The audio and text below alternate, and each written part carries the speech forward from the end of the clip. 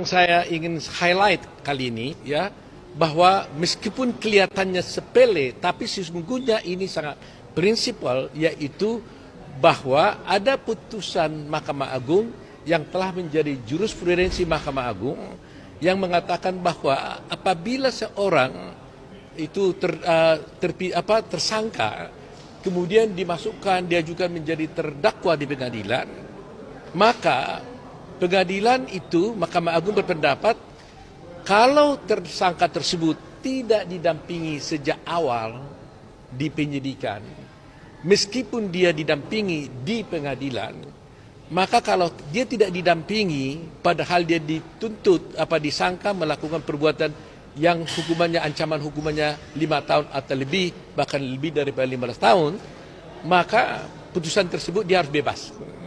Gitu loh. Itu putusan daripada Mahkamah Agung. Jadi dianggap itu batal penyidikannya itu, berita acaranya. Nah, ini kelihatannya nggak pernah terungkap secara umum. Saya sengaja highlight ini bagi pembelajaran bagi semua masyarakat, terutama masyarakat awam.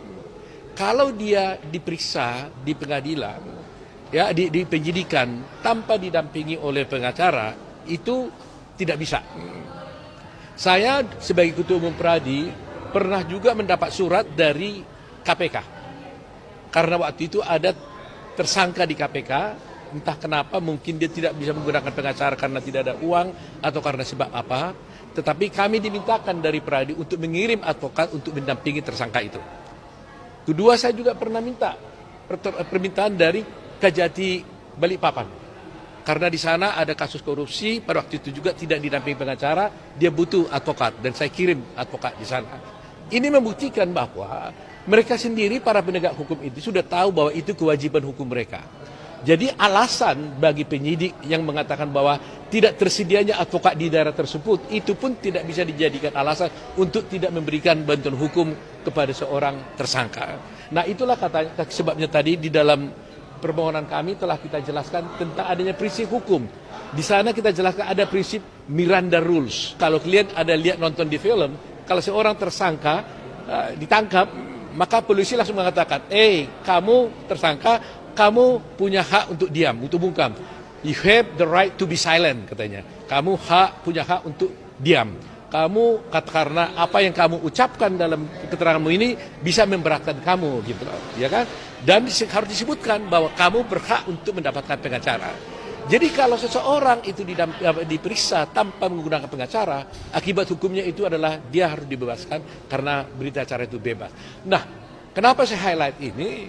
Supaya masyarakat tahu, dan saya ingin melihat apakah dalam kasus ini Mahkamah Agung konsisten nggak dengan putusannya.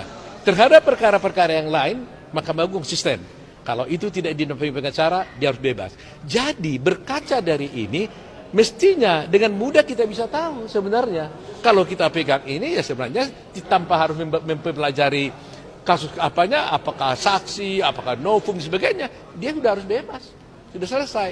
Ini paling mendasar gitu. Jadi ini yang sengaja kami coba ungkap hari ini sebagai edukasi kepada masyarakat dan sebagai juga bukan reminder ya, tapi sebagai permohonan lah kepada Mahkamah Agung agar melihat, memperhatikan ini. Mudah-mudahan Mahkamah Agung tetap konsisten dengan pendapatnya terhadap hal ini.